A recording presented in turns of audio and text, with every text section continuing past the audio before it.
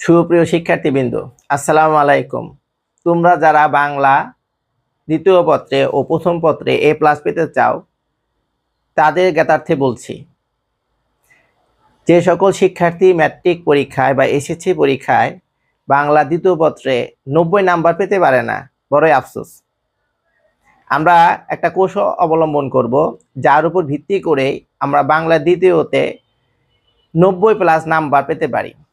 তোমাদের প্রথম কাজটা কি? MCQ 30 number.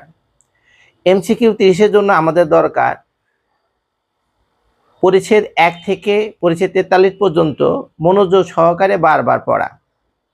আমাদের খেয়াল রাখতে হবে, ব্যাকরণ থেকে একটা প্রশ্ন আসবে, পরিচ্ছেদ 1 একটা প্রশ্ন আসে, পরিচ্ছেদ 2 একটা প্রশ্ন আসবে, পরিচ্ছেদ 17 একটা প্রশ্ন আসবে, উপসর্গ থেকে একটা প্রশ্ন আসে, সমাজ থেকে একটা প্রশ্ন আসে।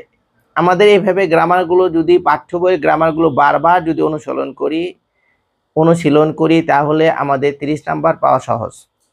বিবেচনায় আমাদের 70 নাম্বার। অনুচ্ছেদ পাঠ্য বইয়ে যা আছে সেগুলোই পড়া। আমরা অনেক শিক্ষার্থী পাঠ্য বইয়ের বাইরে অনুচ্ছেদগুলো পড়ি।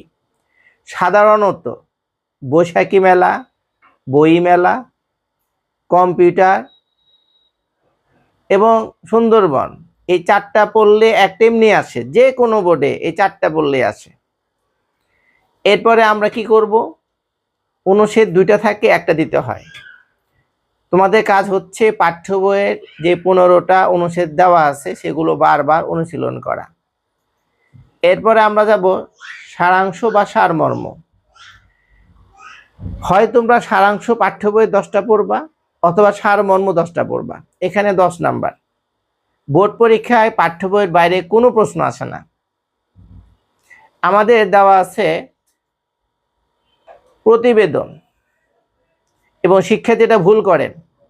তোমরা বারবার মনে রাখবা, পাঠ্য বইয়ে 5টা প্রতিবেদন আছে। এই 5টি প্রতিবেদন বোর্ড যেভাবে তোমাদের দিয়েছে তোমরা সেভাবেই লিখবা, সেভাবেই দিবা। তোমাদের পরীক্ষা নিচ্ছে বোর্ড, বই ছাপাইছে বোর্ড, সার্টিফিকেট দিচ্ছে বোর্ড। সুতরাং বোর্ড যেভাবে দিছে সেটাকে রাইট, সেখানে কেউ কলম ধরবা না, অধিক ভালো করার চেষ্টা করবা না। আমাদের পাঠ্য বইয়ে ভাব সম্প্রসারণগুলোই পড়বো, এর বাইরে আমরা যাব না। আর যে কটা রচনা আছে পাঠ্য বই, আমাদের 15-16টা রচনা আছে, সেখান থেকে তুমি যদি হাতে গোনা কিছু রচনাগুলো পড়ো প্রতি বছর, এগুলোই কমন আসে। যেমন সমনবর্তিতা, এটা গুরুত্বপূর্ণ রচনা। মাদকের শক্তি তার প্রতিকার, এটা গুরুত্বপূর্ণ রচনা। এবং প্রথম 2টা রচনা, এই 4টা রচনা যদি পড়ে যেতে পারো ইনশাল্লাহ এখানেই কমন, প্রতিবার এখান থেকেই প্রশ্নগুলো আসে। আবেদনপত্র 2টা, আর একটা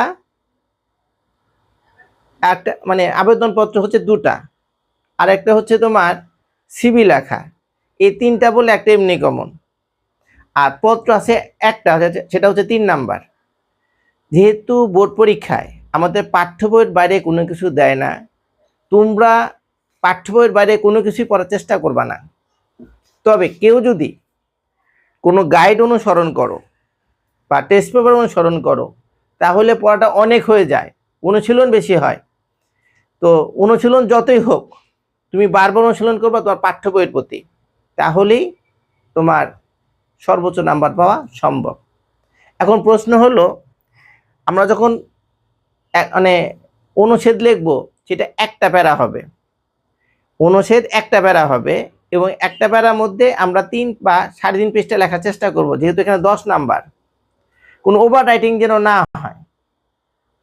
ভাব সম্প্রসারণ লেখার সময় আমরা 3টা ভাগে লিখব, মূল ভাব, তারপর একটা সংক্ষেপে একটা প্রতিবেদন 2-3 লাইনের মধ্যে লিখে দিব, তারপর ভাবটাকে সম্প্রসারণ করব।